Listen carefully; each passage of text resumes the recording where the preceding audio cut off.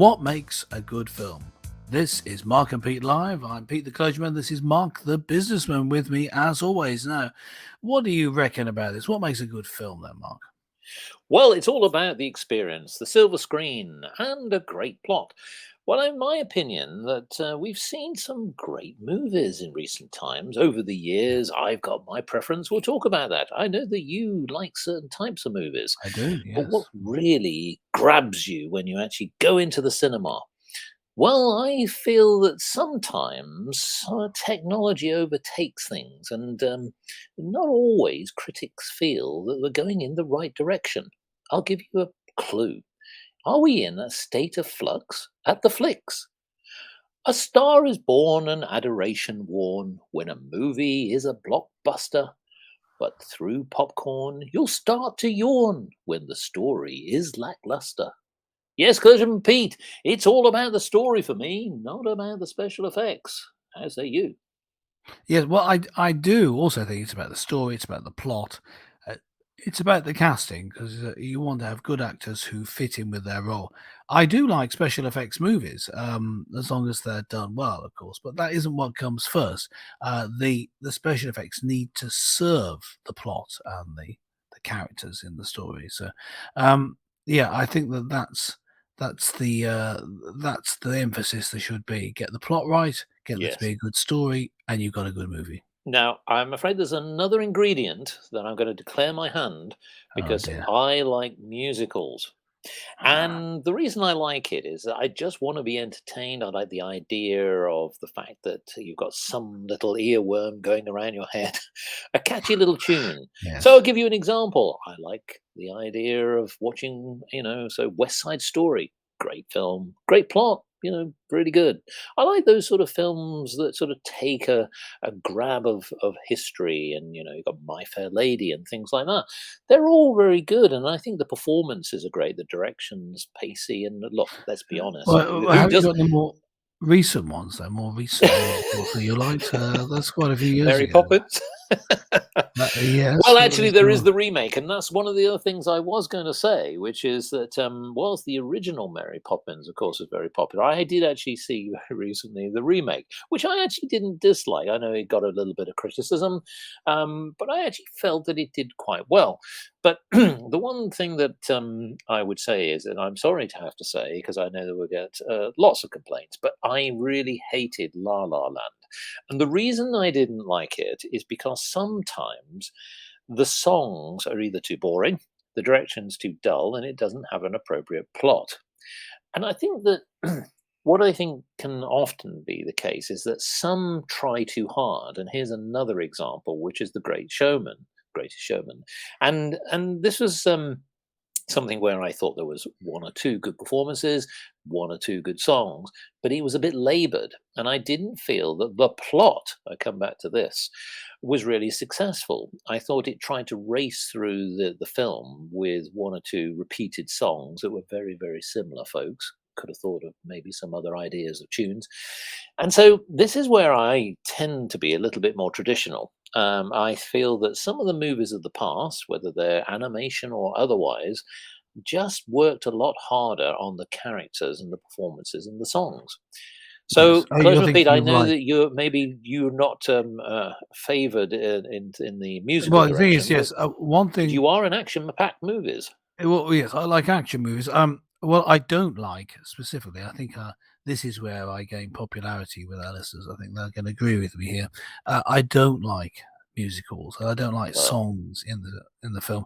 What I do is when there's a film which has songs in it, I wait for the song to end. And all right, what now we're going to get on with the plot, with the mm. actual movie Yeah, but instead the of the song can stupid help the songs. plot. I mean, sometimes it Yeah. shows the character, and it's something you can take away. No, You can go and buy no, the no, record. I mean, it's it's always brilliant.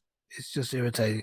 Uh, So I don't really like that. I mean, I know some of the older Disney movies, which were when you yes, were talking there is about a older favourite. movies. Yeah. Shall we declare my hand on this one, which is Yes, declare your favourite. Yes, go ahead. Jungle Book, and it's the bare necessities of life. Yeah, but yes, I that is just a good think song, but that is a great song, yeah. beautifully observed and well performed. Yeah, so, yeah, I mean, I understand the your view on that, but just in general on movies and indeed plays, Mm. I don't like musicals. I do like sort of superhero movies, escapist movies. Mm. Again, there needs to Too be a many good special effects. Where's the plot? well, yeah. Well, you need a good plot, and you need special effects that are convincing enough. Mm. One of the things that I always say about movies is a movie has to be internally consistent. So you could have your superheroes, for example, the in the latest Spider-Man movie, you have people with lots of superpowers, and you go into the multiverse, lots of unbelievable things. But as long as there's an internal logic to it, it works. Mm. You've got to be very careful, though, to fit with the logic. I'll just give you an example. This is in lots of action movies. You often have people being, you have your hero being able to dodge around and thus escape being shot. Yes. But what you often have is there's no logic to him not being shot. You need to be eternally logical, Mm. internally consistent. So you have it such that the bad guys can get shot, but the good guy, with the same distance from the gun, the Mm. people unaccountably miss.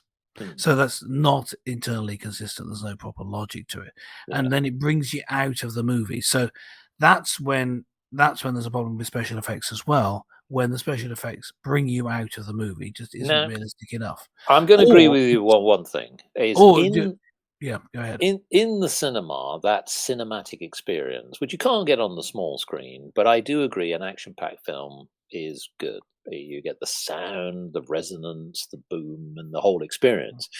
But I will want to ask you is, and we can't really talk about going to the movies without talking about what's your choice of food when you're actually Yes, watching a movie, and yes. what irritates you most at a movie? Well, of course, noisy snacks are irritating because you don't this, especially if someone's right behind you. You get the crunching Yeah, interfering with your experience of the movie. Oh, not in the noisy bits. I guess it doesn't matter. So if people time it well, then it's yeah, fine. As regular listeners will know, I'm on a low carb diet, so yeah. I don't have sweets anymore. So my most recent visit to the cinema, I had a little bit of cheese with some nuts that I took in a bag, and it was very, very Has nice. any And I'm sorry.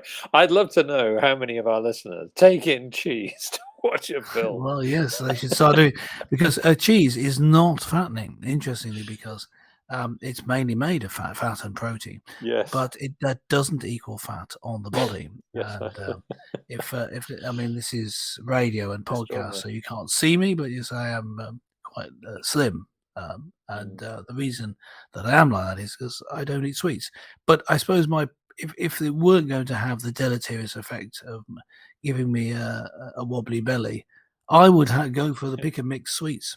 Well, I would agree And, because that you've just stolen my thunder because that's exactly what I like. And of course, they're great because they don't crunch, most of them, or certainly maybe the way that you eat, maybe not. But the fact of the matter is, I think that if you're enjoying a film, you've got to have some kind of sustenance all the way through it. Now, some people like popcorn, but the problem with popcorn is that it can make you very dry, and you end up drinking far more Coca Cola than you need to. Um, and yeah, in terms of irritations, I don't like the old elbow barging or people chatting and mm, saying, "Now tell me, can you explain that plot again for me?" yes, Just yes, people shut are up asking and about the listen film. to it. Yes.